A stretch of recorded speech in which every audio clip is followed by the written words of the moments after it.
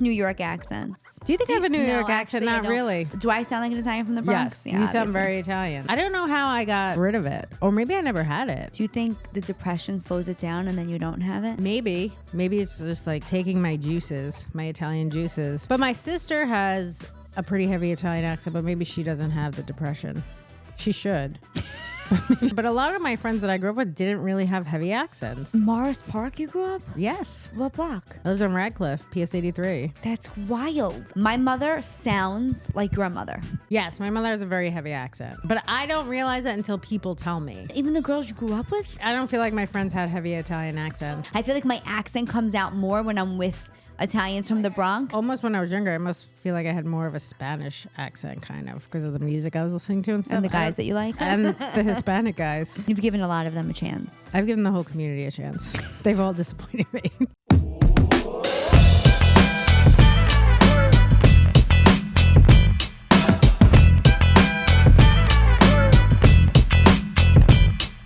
Coffee Talk. Good morning, everybody, and welcome to Coffee Talk with Cannistraci. I am sitting down in my den with Bronx's own, the Dark Queen, Adrienne Iapalucci. Hi, friends. Hi. I'm so excited to have you on this episode. I love that there's a fire behind us. This is amazing. I know how to do things. This is what I could have if I worked hard. Or if you marry rich. Marry rich is Damn. another option. You are going to be rich yourself, though. How? Through your brilliant comedy. Because I have mesothelioma and I'm going to get that lawsuit money. You see those commercials? Those commercials. If you have mesothelioma. Wait, why don't you call? Because they're probably going to check. How do you? I don't even know what that is. I mean, I'm sure and nowadays, if you go get tested for something, they could find something along the lines. Do you remember like the lawsuits for the mesh lining inside your hoo-ha? There was like, you could sue for like, if you had the surgery where they put mesh lining in you, I guess it's kind of like. They put mesh lining in you? Yeah, in your vagina for something.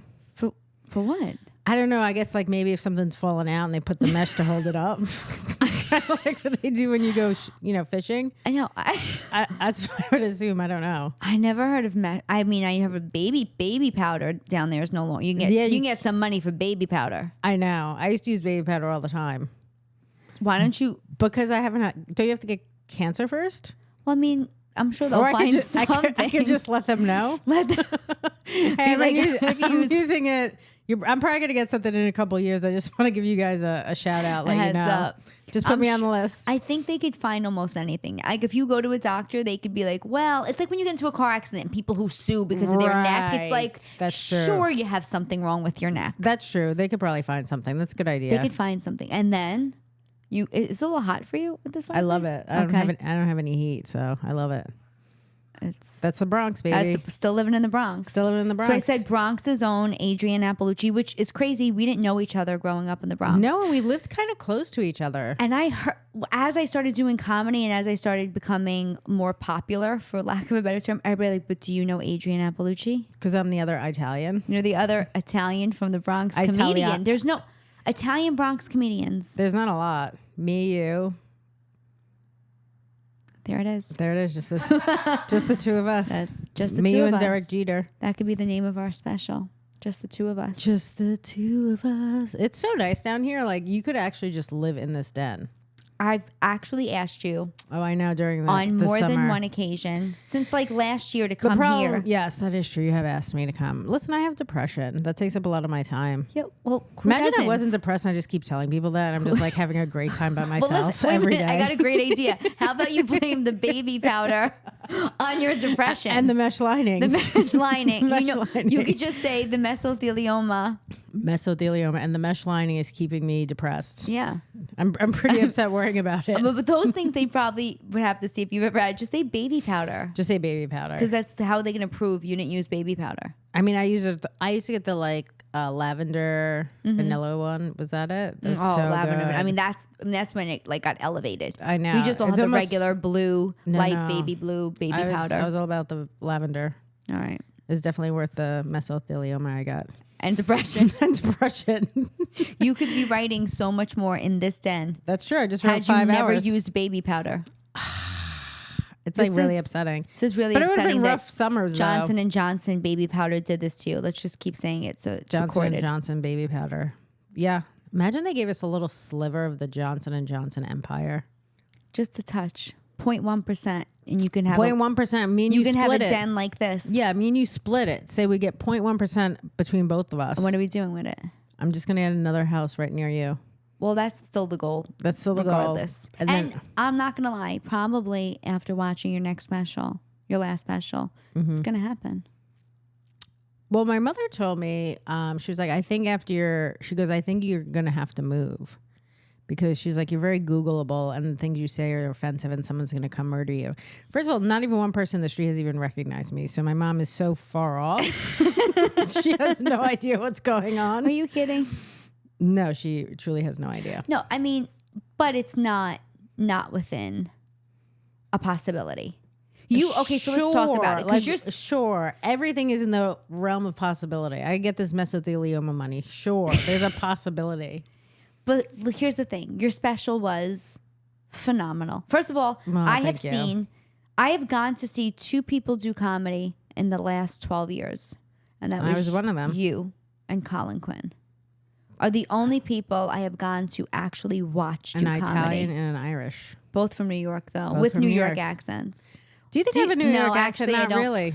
I was actually a little disappointed that you don't sound like an. Do I sound like an Italian from the Bronx? Yes, you sound very Italian. I don't know how I got rid of it, or maybe I never had it. My mom has a pretty heavy Italian accent. Do you think the depression slows it down and then you don't have it? Maybe it's just like taking my juices, my Italian juices. But my sister has a pretty heavy Italian accent, but maybe she doesn't have the depression. She should. But maybe she doesn't. Maybe hers is working on. Maybe she has a different type where she gets depression and gives her the Italian accent. Wait, you grew up. So tell me where you grew up. Morris Park. Yeah, like you should be. But you know what? There's Your mother. First of all, my mother has a very heavy accent, but a lot of my friends that I grew up with didn't really have heavy accents. I don't think so. Anyway. Morris Park. You grew up? Yes. What block? I lived on Radcliffe, PS 83. That's wild. I grew up Pelham Parkway. Yeah, I but know. My mother. And here's the other thing. My mother sounds like your mother. Like for some reason, I don't hear my mother's strong accent, but everybody who listens, I don't either. But people, when they talk to her, are like, "Oh, she has a really heavy accent." And they're both named Debbie. But when I hear your Debbie, yeah, like all I hear is accent. Even when I first met her.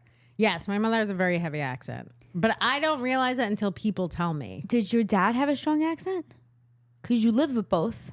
I don't think he did. I mean, he's dead now, but like I just don't remember him having an accent. But maybe he did.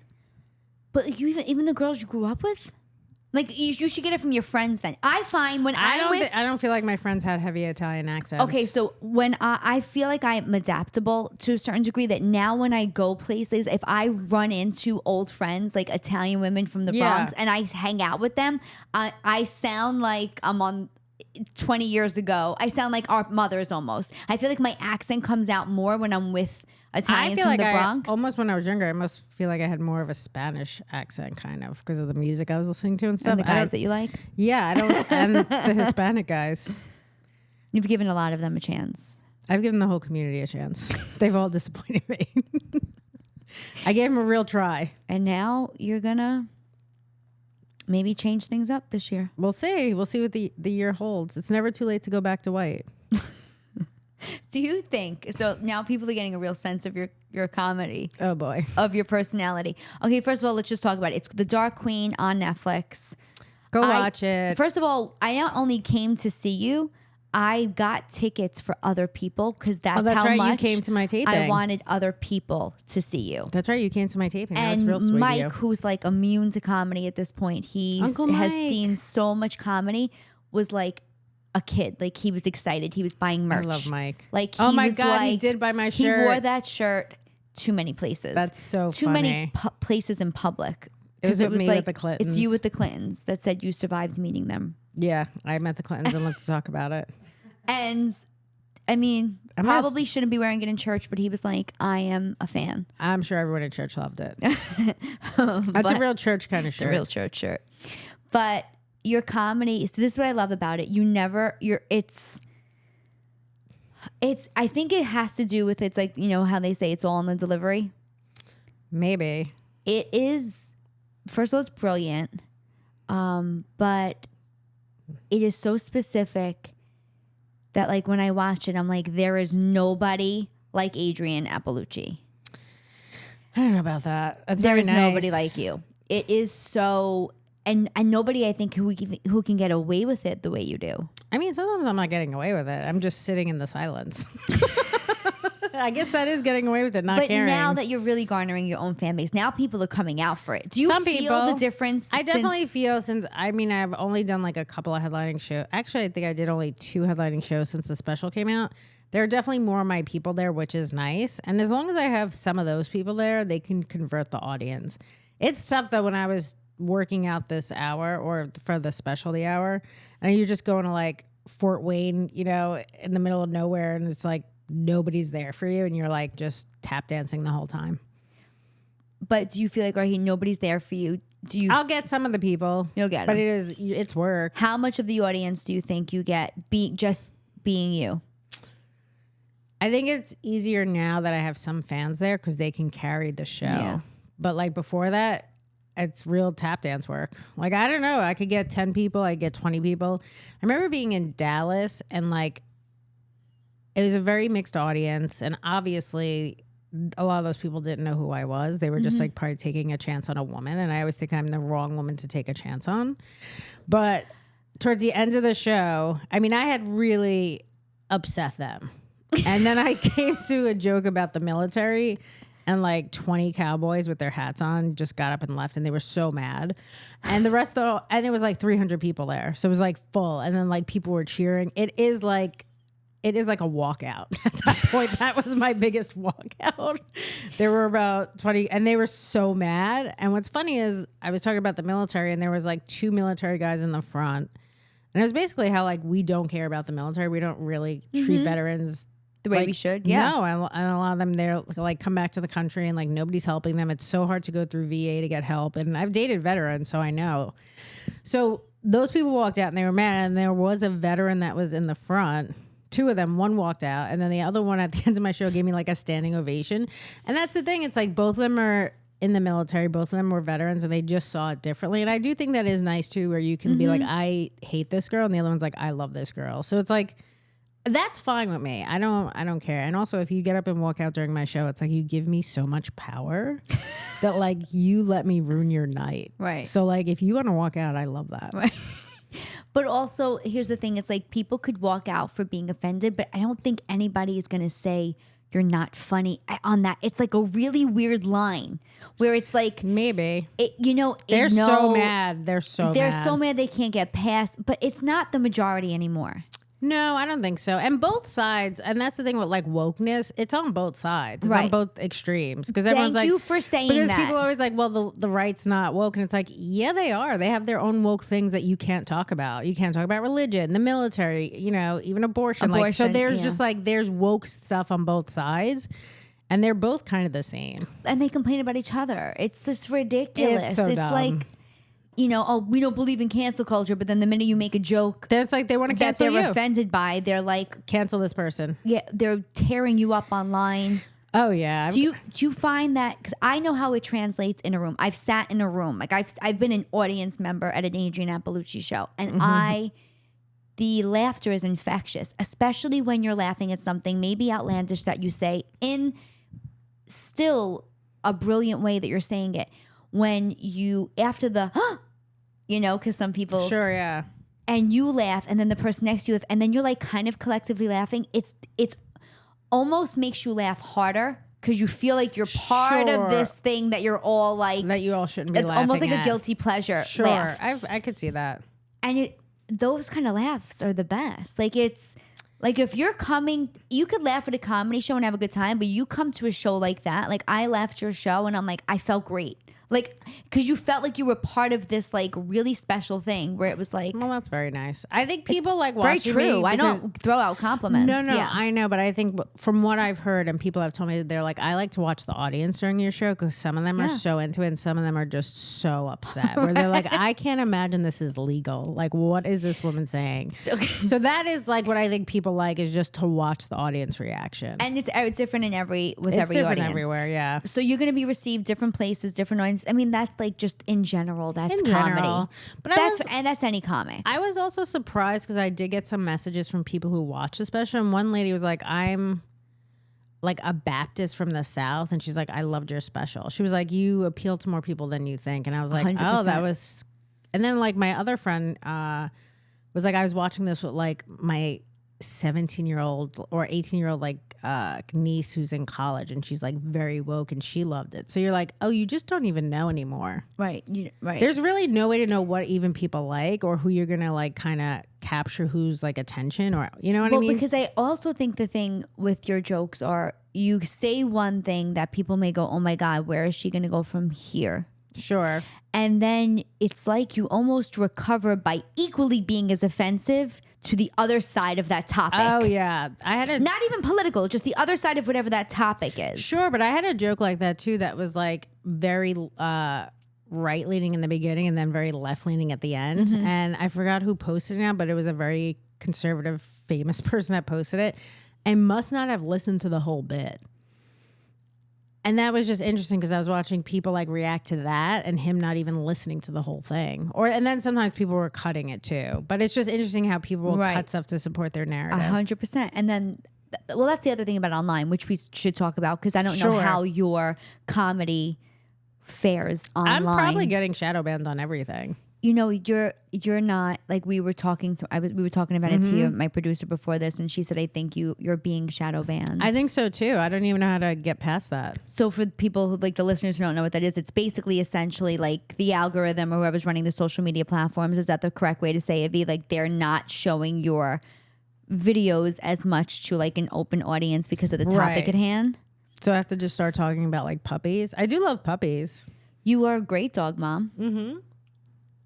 I can vouch for that. Peggy Sue came here. Peggy Sue's been here. She's shit in the backyard. She's shit in the backyard. But I mean, that is better than the house. Like that is where she's like, this is where shit goes. Right. True.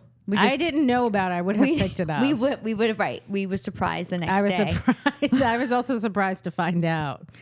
But we invited her back. She's invited back here. Peggy Sue has a pretty busy schedule. But I think, so online you would say that it's...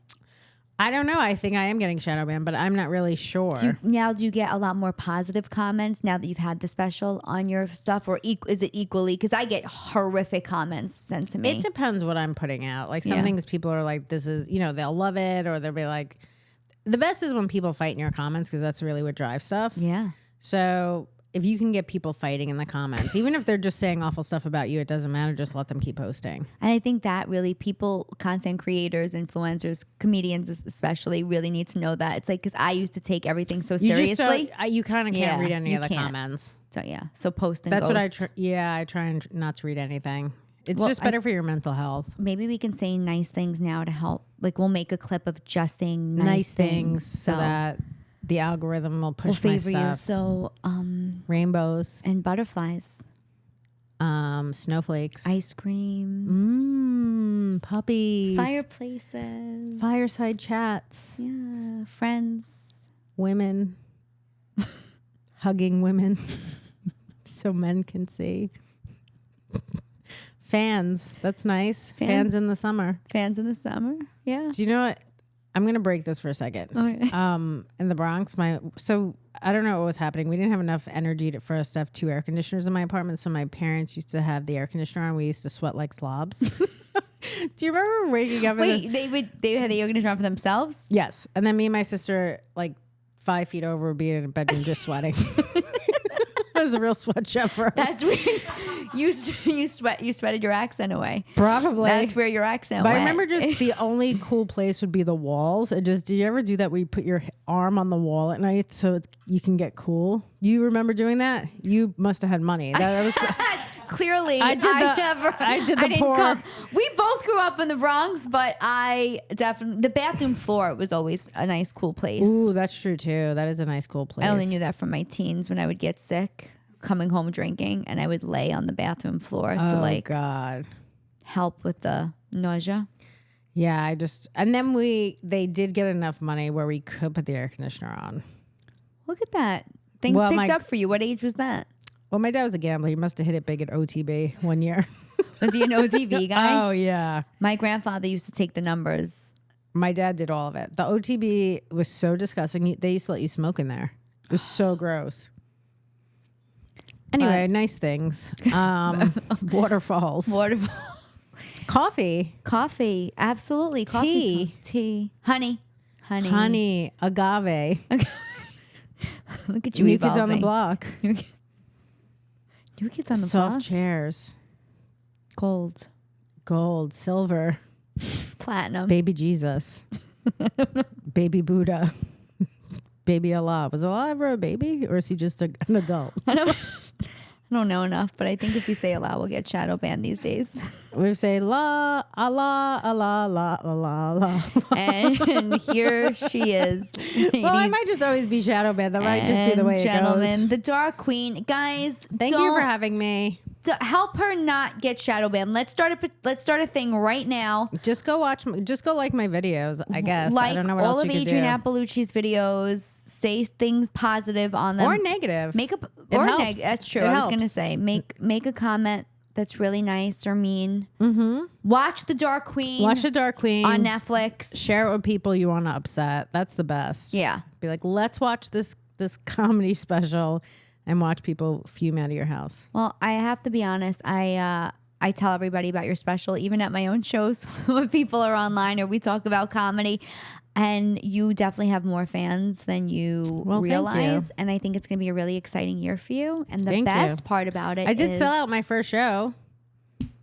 It's a Christmas miracle and a Hanukkah miracle and a Kwanzaa miracle. And what other, I don't know the other holidays, but we say all of them because we're inclusive. We say all of the holidays. And we Easter. It was an Easter. An Easter egg hunt. And a Greek Orthodox. Easter. And miracle. I don't know as Eid and Ramadan. Ramadan. It was a Ramadan miracle. And it's a year of the dragon. That's snake. And the snakes. Is it the year? Happy Lunar Year of Dragon. I was on Snake. I just made that up. I have no idea. I was just trying to support Asian people. I actually got Year of Snake because I think I saw that in one of your clips. I might have made that up. I'm making most of the stuff up all the time, so please don't go by anything I'm saying. Where can people come see you and be offended? Tell them. Go to adrienneiapalucci.com. Come check out a show. Follow me on Instagram. Watch a special. Go buy a t-shirt if you want to upset people. It's a great t-shirt. It wears well. You get a lot of wears out of it. I can attest to that. A lot of washes. And you could eat, it's navy or black, so you could just eat whatever you want and let it spill on your chest and your stomach. Right. And you're not going to see it. And if you have, this is honestly a public service announcement, if you think you have mesothelioma, definitely if you or a loved one has been affected by the effects of mesothelioma or mesh lining, please go to tarajokes.com. And if you buy tickets to a show, you will then automatically file a claim. Nope. But I love you. I'm excited that I'm here for it. Like, I'm here to watch the Adrienne Iapalucci rise to success. We'll see. And I'm happy to be Gail in this story of Oprah. Oh, thank you. I'm Oprah. I love that. Harpo. I mean, Oprah's definitely something that won't get shadow banned. Say Oprah a lot. Oprah. And equality and diversity. And fairness. And love and hope. And peace. And cherish people. Love. And animals. In the arms of an angel. Cut. Coffee Talk.